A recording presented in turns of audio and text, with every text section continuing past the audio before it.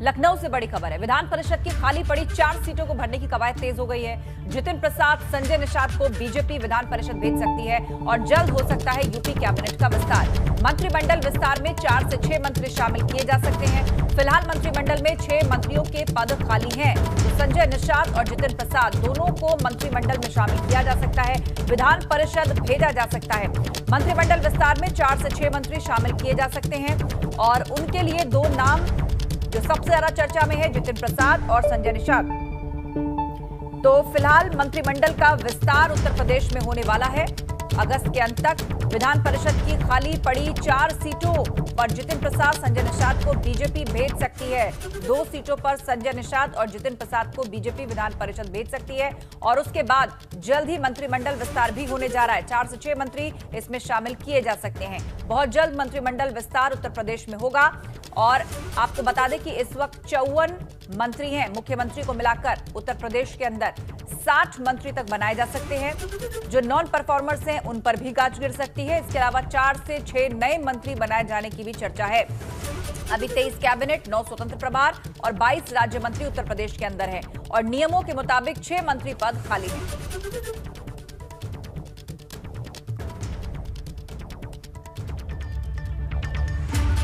बात अगर मौसम की करें तो यूपी में एक बार फिर मौसम विभाग ने अलर्ट जारी किया है।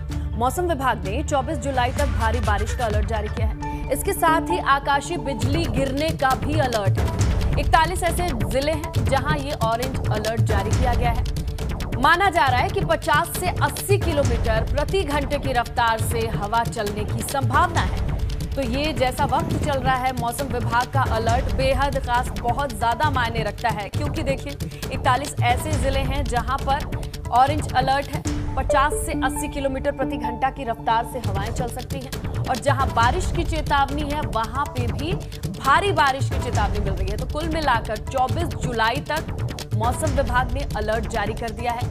आकाशीय बिजली गिरने का भी अलर्ट जारी किया गया है। तो चलिए बाकी की डिटेल लेते हैं। अनुभव हमारे सहयोगी लखनऊ से जुड़ चुके हैं, उनसे जानकारी लेंगे। अनुभव, देखिए इस वक्त मौसम विभाग की चेतावनी बहुत ज्यादा मायने रखती है, बहुत ज्यादा गंभीरता से लिया जाना चाहिए। खासकर आकाशीय बिजली गिरने की भी ये चेतावनी दी जा रही है और किस तरीके की डिटेल है?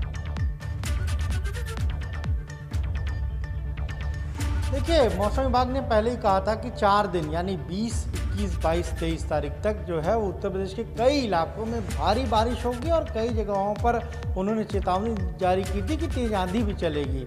और अगर हम बात करें राजधानी लखनऊ की, तो यहाँ पर कल से ही मौसम लगातार बारिश वाला बना हुआ है, लगातार बारिश हो रही है। कल तो काफ़ी बारिश हुई और आज अगर सुबह की भी बात करें तो सुबह से ही बूंदाबांदी हो रही है।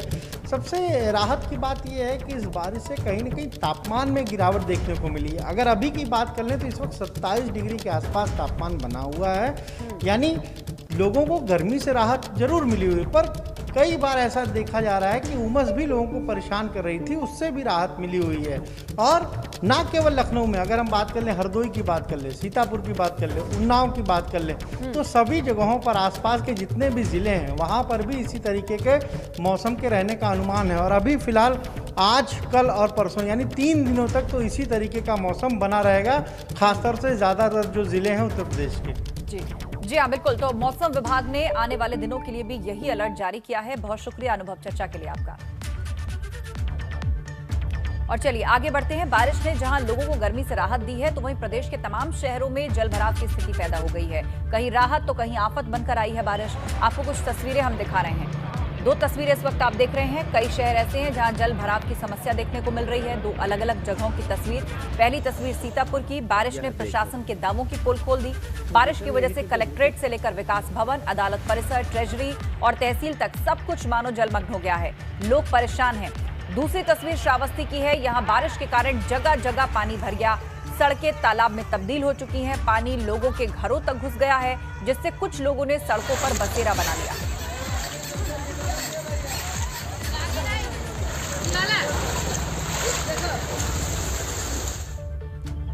बिजनौर से बड़ी खबर है, जहां मूसलाधार बारिश से गंगा का जल स्तर बढ़ चुका है। गंगा किनारे बसे लोगों को काफी नुकसान हुआ है, क्योंकि गंगा के कटान से 4 मकान गंगा में समा चुके हैं। कई घरों के कटान के आने की कगार भी ऐसी तस्वीरें मिल रही हैं, खबर मिल रही है। कुल मिलाकर लोग मजबूर हैं अपने ही घर को खाली करने के लिए, क्योंकि जिस तरीके से और जिस तेजी से कटान हो रहा है, लोग डर के साए में जी रहे हैं। तस्वीरों को देखिए, ऐसे में 4 मकान गंगा में समा चुके हैं और जो बाकी बचे मकान को आप देख रहे हैं, ये मकान खाली करने पड़ रहे हैं क्योंकि कटान कभी भी आगे बढ़ सकता है। बारिश लगातार जारी है।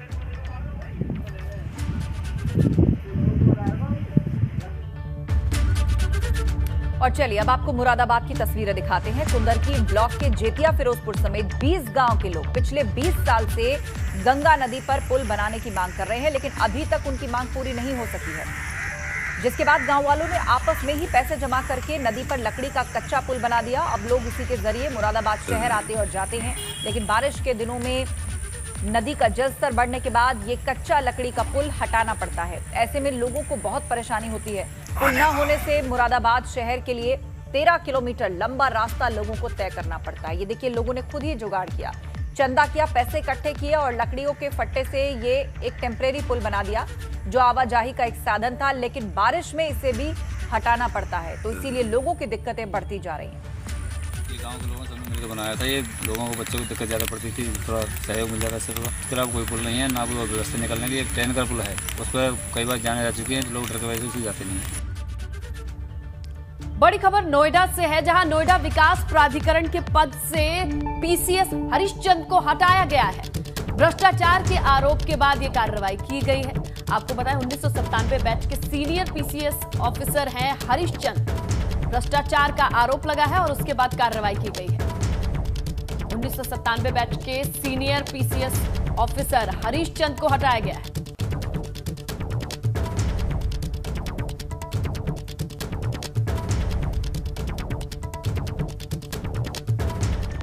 और चलिए अब पूर्वांचल की खबरों पे नजर डालेंगे फटाफट अंदाज में। खबरों की शुरुआत करते हैं।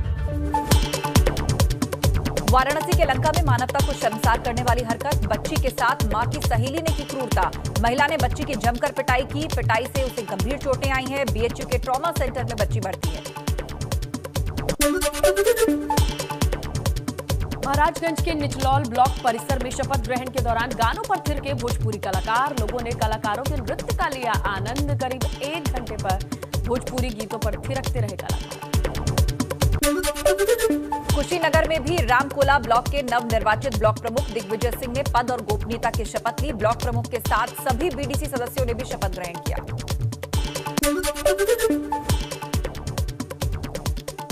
बस्ती में नवनिर्वाचित ब्लॉक प्रमुखों को पद और गोपनीयता की शपथ दिलाई गई। शपथ लेने वालों में 12 बीजेपी, 1 सपा और 1 निर्दलीय ब्लॉक प्रमुख है। आजमगढ़ के सभी 22 ब्लॉक के नवनिर्वाचित ब्लॉक प्रमुखों और क्षेत्र पंचायत सदस्यों ने पद और गोपनीयता की शपथ ली है। शपथ ग्रहण का काम 2 शिफ्ट में किया गया, जहां हर शिफ्ट में 11-11 ब्लॉक प्रमुखों ने शपथ ली। निषाद पार्टी के राष्ट्रीय अध्यक्ष डॉक्टर संजय निषाद ने सोनभद्र में सपा, बसपा और कांग्रेस पर जमकर वार किया। उन्होंने कहा, निषाद समाज को आरक्षण नहीं दिया जा रहा है। कहते हैं कि सीएम योगी और पीएम मोदी ही इसे पूरा कर सकते हैं। जौनपुर की बदलापुर कोतवाली क्षेत्र के पूरा मुकुंद गांव में फौजदार प्रजापति की हत्या के बाद साथी वकील गुस्से में है। गुस्साए वकीलों ने तहसील परिसर में तालाबंदी की।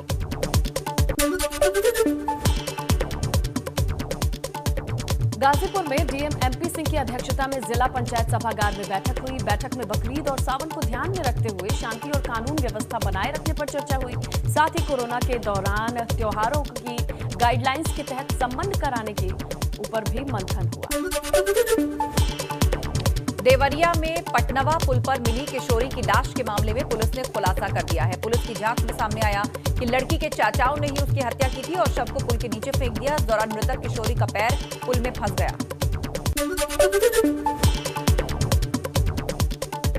मऊ में मॉडल शॉप पर फायर करने वाला मनगढ़ लाइसेंसी पिस्टल और राइफल के साथ गिरफ्तार हुआ है। पुलिस ने मॉडल शॉप के मालिक की शिकायत पर इसे गिरफ्तार किया।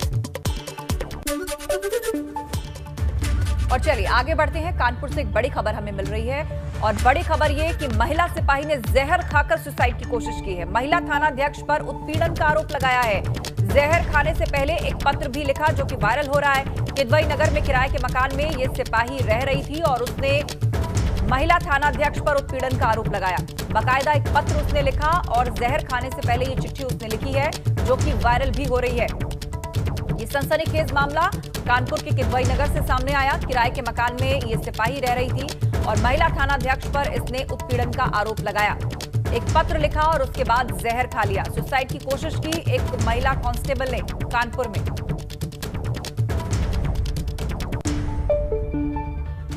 आईसीएमआर ने मंगलवार को देश में हुए चौथे सीरो सर्वे के आंकड़े जारी कर दिए हैं। ये सर्वे जून से लेकर जुलाई के बीच किए गए थे, जिसमें 66.6% सीरो प्रिवलेंस पाया गया।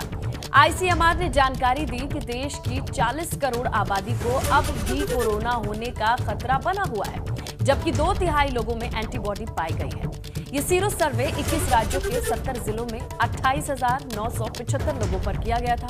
आईसीएमआर ने कहा कि लोगों को अभी भी कोविड प्रोटोकॉल को फॉलो करना होगा और अगर जरूरी ना हो तो यात्रा ना करें। आईसीएमआर ने उन्हीं लोगों को यात्रा करने की सलाह दी है जिन्होंने कोरोना वैक्सीन की दोनों डोज ले रखी है।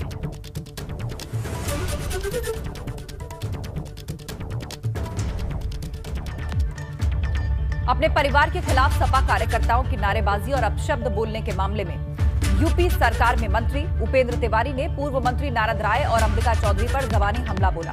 बलिया में ब्लॉक प्रमुखों की शपथ ग्रहण के दौरान मंत्री उपेंद्र तिवारी ने बिना नारद राय और अंबिका चौधरी का नाम लिए दोनों नेताओं को आड़े हाथों लेते हुए कहा कि दोनों नेताओं को गाली देने के मामले में जेल जाना पड़ेगा।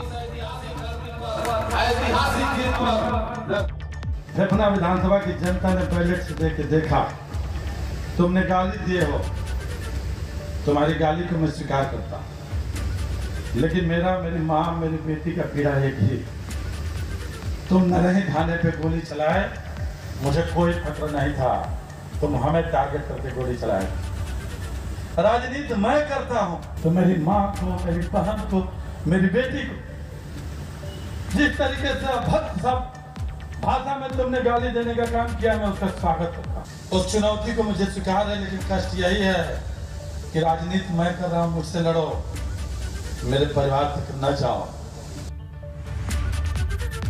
आगे बढ़ते हैं। गोंडा पहुंचे बीजेपी उपाध्यक्ष दयाशंकर सिंह ने अखिलेश यादव पर निशाना साधा। जासूसी कांड पर दयाशंकर ने कहा कि अखिलेश यादव को केवल बयानबाजी करनी आती, वो घर में बैठकर ट्वीट कर देते हैं, घर से बाहर तो निकलते नहीं, और कोरोना काल में घर से बाहर नहीं निकले तो उनके बारे में क्या कहा जाएगा।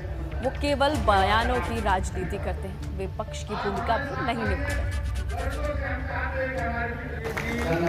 के पास बयान देने के सिवा कुछ बचा नहीं है।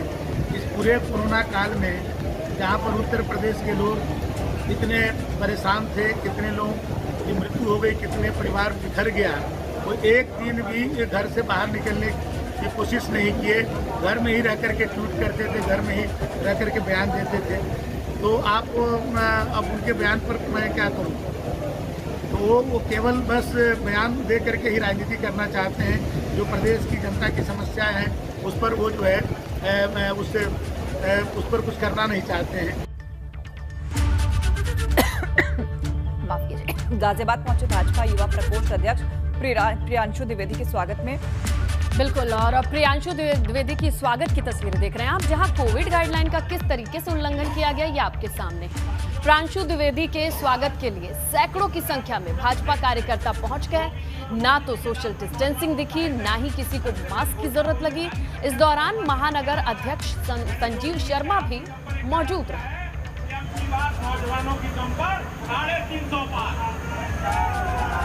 सोशल डिस्टेंसिंग भूल चुके हैं और देखिए किस तरीके की खचाखच भीड़ है और मास्क भी नदारद है। तो जीत के जश्न की राजनीतिक खुशी मनाने की ये तस्वीरें हैं आपके सामने, जहां अभी सीरो सर्वे की रिपोर्ट हमने आपको बताई, ये बताती है कि अभी भी कोरोना का खतरा टला नहीं है, हर्ड इम्यूनिटी जैसी चीज अभी आई नहीं है। बावजूद इसके अगर इस तरीके की तस्वीरें आती हैं तो तमाम लोगों की जिंदगियां खतरे में नहीं है क्या? योगी जी और मोदी जी के नाम पर नौजवान उत्साहित है। जब चलिए आगे बढ़ते हैं। अब नजर डालेंगे अवध की खबरों पर फटाफट अंदाज में। चलिए खबरों की शुरुआत करते हैं। अंबेडकर नगर पहुंचे भीम आर्मी के संस्थापक चंद्रशेखर आजाद ने केंद्र की भाजपा सरकार पर निशाना साधते हुए इसे डरी हुई सरकार बताया। चंद्रशेखर ने कहा, ये party supreme court, ED, income tax और चुनाव आयोग के भरोसे चुनाव लड़ती है।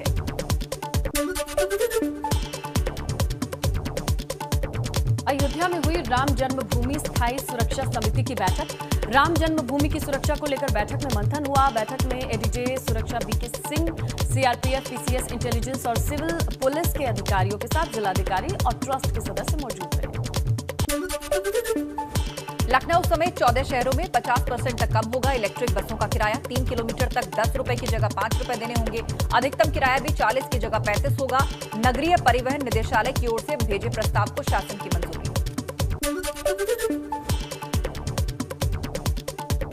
बाराबंकी जिले में ब्लॉक प्रमुख शपथ ग्रहण के दौरान कोविड गाइडलाइन नियमों की जमकर धज्जियां उड़ाई। बिना मास्क, बिना सोशल डिस्टेंसिंग के ही ब्लॉक परिसर में अधिकारियों ने ब्लॉक प्रमुखों को शपथ दिलाई। इसके साथ ही प्रमुख के समर्थकों ने जमकर आतिशबाजी भी की। प्रयागराज में भी 23 में से 22 ब्लॉक प्रमुखों ने शपथ ग्रहण करने के बाद अपना कार्यभार ग्रहण कर लिया है। हालांकि कौड़िहार ब्लॉक के प्रमुख जेल में होने की वजह से शपथ नहीं ले सके।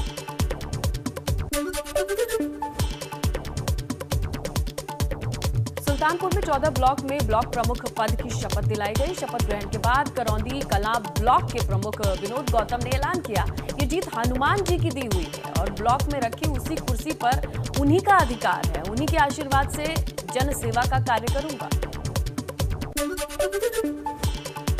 कौशाम्बी में सभी 8 ब्लॉकों में नवनिर्वाचित ब्लॉक प्रमुखों को शपथ दिलाई गई। मंझनपुर ब्लॉक में शपथ ग्रहण के दौरान जनप्रतिनिधियों से लेकर अफसरों, नवनिर्वाचित ब्लॉक प्रमुख और बीडीसी सदस्यों के मुंह पर मास्क नहीं लगा था।